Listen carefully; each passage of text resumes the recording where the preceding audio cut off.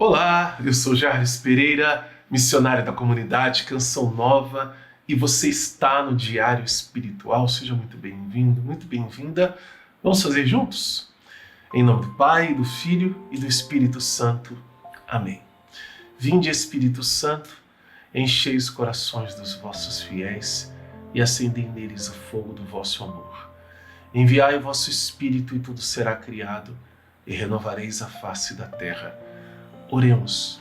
Ó Deus, que instruíste os corações dos vossos fiéis com a luz do Espírito Santo, fazei que apreciemos retamente todas as coisas segundo o mesmo Espírito e gozemos sempre da sua consolação. Por Cristo Senhor nosso. Amém. Seguimos pela segunda carta aos Coríntios, capítulo 5, versículos de 11 até o versículo 21. Esse é um dos trechos que eu considero mais lindos da Bíblia, né? São vários, né? No ranking, assim, acho que eu pudesse colocaria do lado, assim, vários trechos que eu acho mais bonito, porque traz uma revelação a respeito do mistério da nossa redenção maravilhosa. E esse trecho da carta aos Coríntios nos relembra alguns trechos de outras cartas, carta aos Gálatas, carta aos Romanos, carta aos Efésios.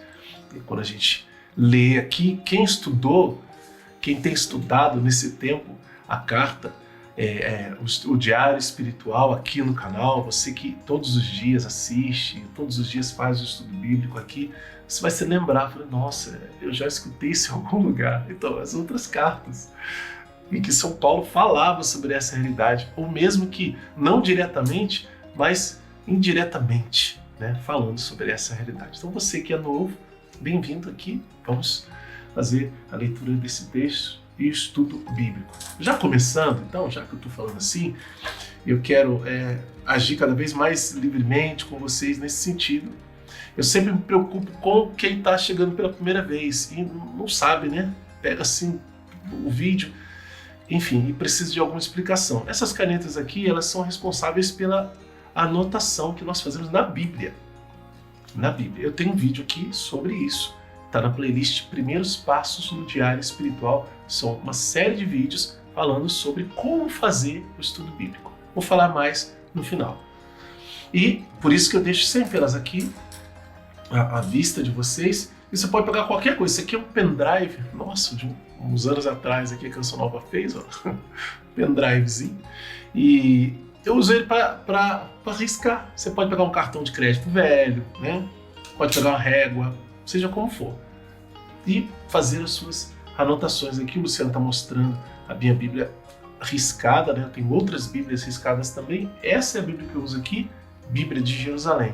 Quem nos ensina isso é o Padre Jonas, com esse livro, A Bíblia no Meu Dia a Dia. Então, sinta-se acolhido, sinta-se acolhida. Segunda carta aos Coríntios, capítulo 5, de 11 a 21. Compenetrados, pois, no temor do Senhor, procuramos convencer os homens. Quanto a Deus, somos-lhes plenamente manifestos. Espero que sejamos também plenamente conhecidos por vós em vossas consciências.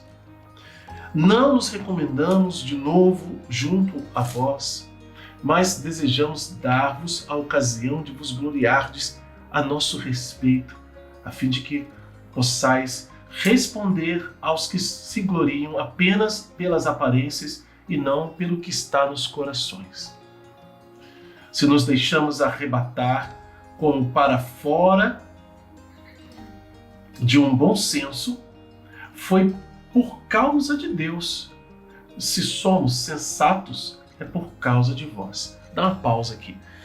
Paulo voltando ao assunto daquelas pessoas que queriam ser os mestres, os senhores da comunidade dos coríntios, mas que não tinham uma verdadeira experiência com Jesus, né?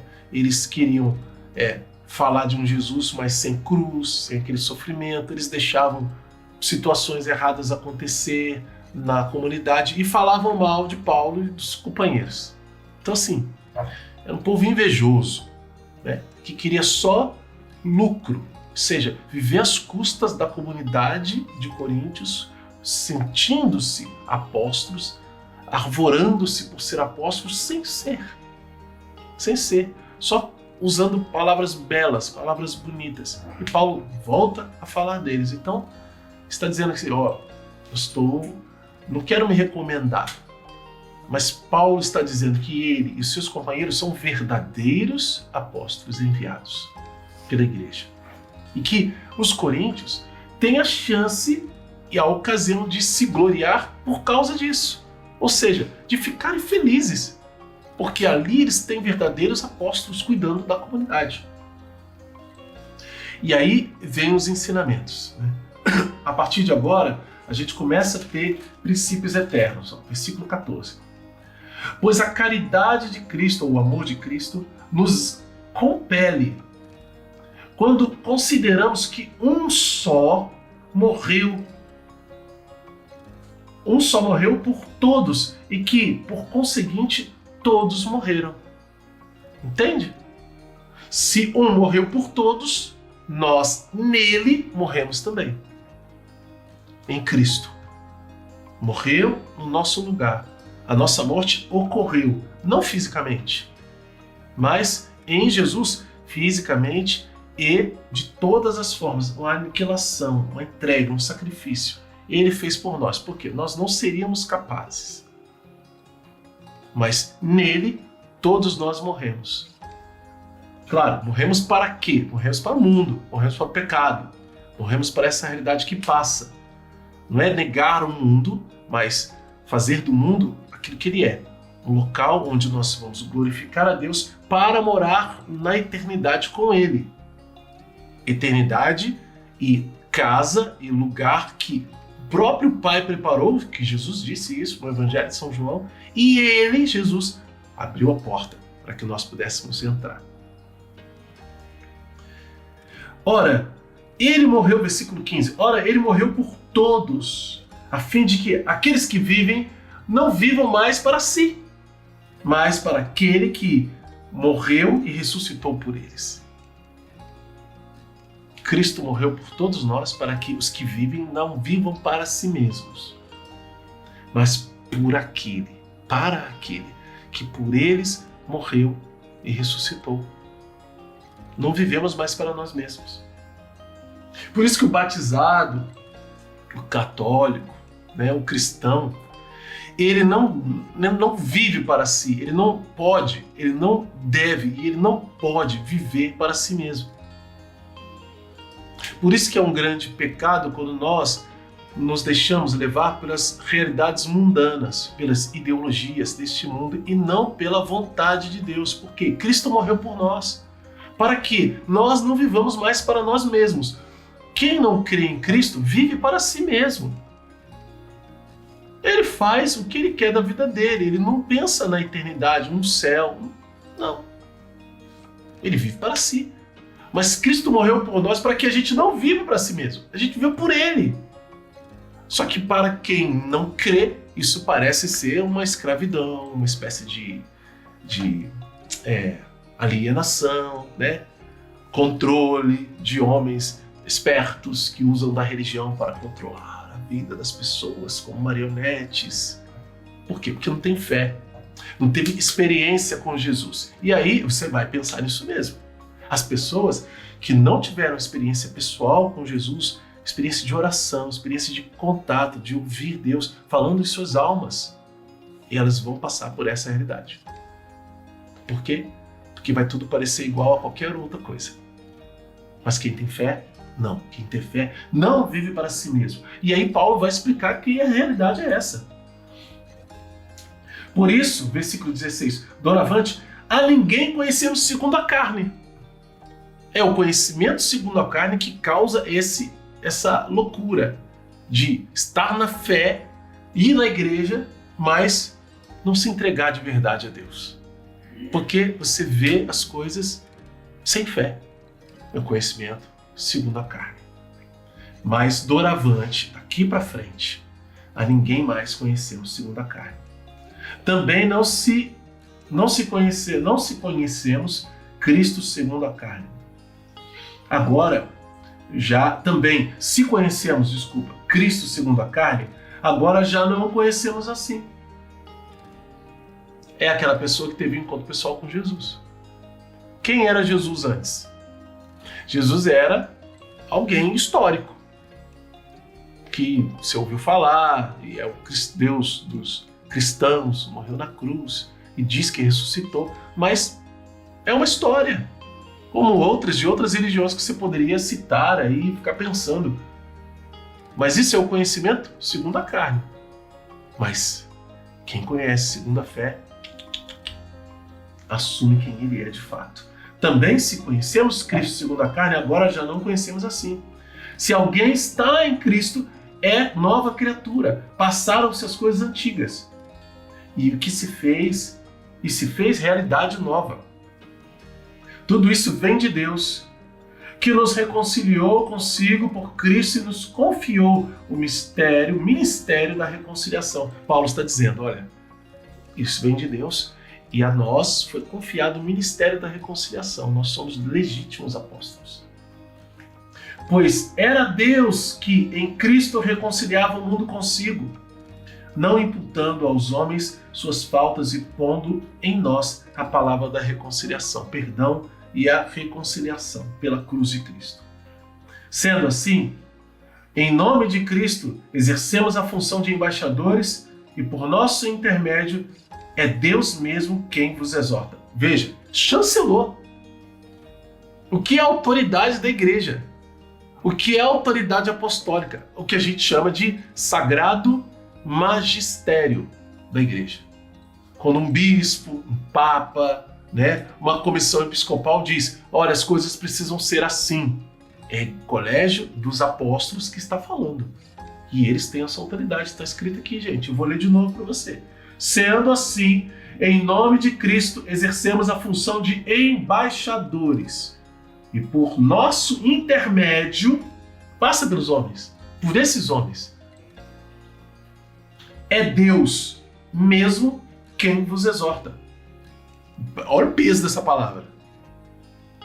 Ele está afirmando, isso é princípio eterno, gente. Do versículo 14 ao versículo 20. Eu já estou falando, já precisa anotar, tá?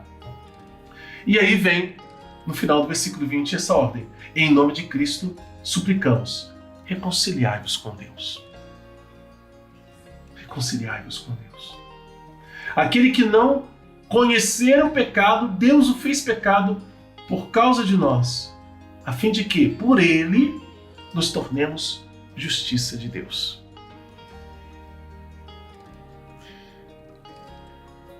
Veja, como na carta aos Romanos, e que no capítulo 8 Paulo vai discorrendo sobre esse amor de Deus, que nada é comparável ao amor de Cristo, nem a morte, nem a vida, e que nada pode nos separar, e que mesmo com toda a tribulação nós, tudo concorre para o bem daqueles que amam a Deus, e que se nós temos dificuldade, o Espírito vem em nosso auxílio para rezar em nós com gemidos inefáveis, e nós vemos aqui o que está faltando para a gente. E aí você pode pensar talvez na sua realidade de mensagem de Deus para você hoje, Reconciliar-vos com Deus. Reconciliação com Deus é, na prática, a confissão dos nossos pecados, no último estágio. Mas a gente não só se reconcilia com Deus nisso, mas numa mudança de vida. A gente vai pedir perdão dos nossos pecados, a gente vai se confessar, mas a gente também vai tentando emendar a nossa vida. Aquilo que eu confessei, eu preciso lutar para não fazer mais. E outras questões, imperfeições, outras coisas mais que a gente talvez não considerasse assim um pecadão, ou nem considerasse pecado, mas que se a gente parar para pensar, fala assim, isso aqui me tornaria santo? E a gente vê que não, a gente também precisa mudar. Isso também é reconciliação com Deus. Porque a gente faz o que agrada a Ele. Não é a vontade dEle, a nossa santificação. Não foi Ele quem disse, sede santos como vosso Pai Celeste é santo, ou perfeitos como vosso Pai Celeste é perfeito. O que está faltando para você ser perfeito? Às vezes a gente nem sabe, né? A gente consegue ver um pouco, aqui alguns palmos na nossa frente. Mas aquilo é aqui que a gente alcança? Então é aqui que eu vou agir. Colaborando com Deus, me reconciliando com Ele. Vamos anotar no nosso diário, vou repetir aqui ordem e princípios eternos. Ordem, versículo 20b. A frase é: em nome de Cristo suplicamos-vos, reconciliai-vos com Deus. E princípios eternos, do versículo 14 ao versículo 20a e depois versículo 21.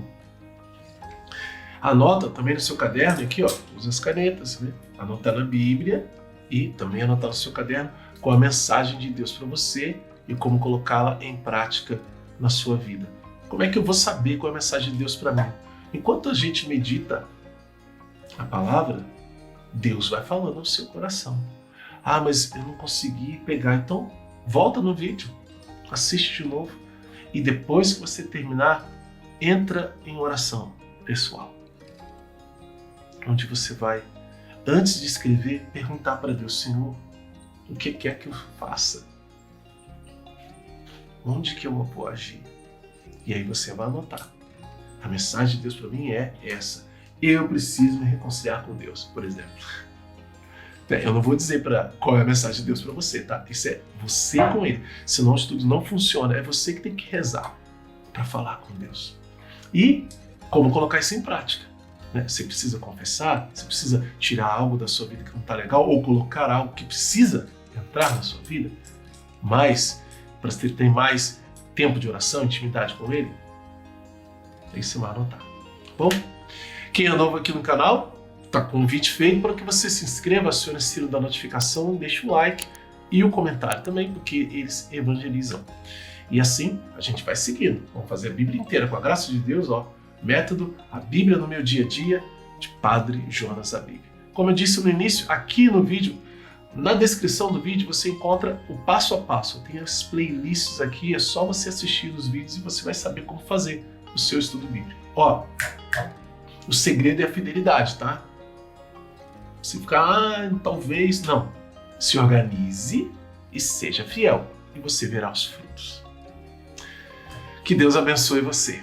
Ó Maria concebida sem pecado, rogai por nós que recorremos a vós.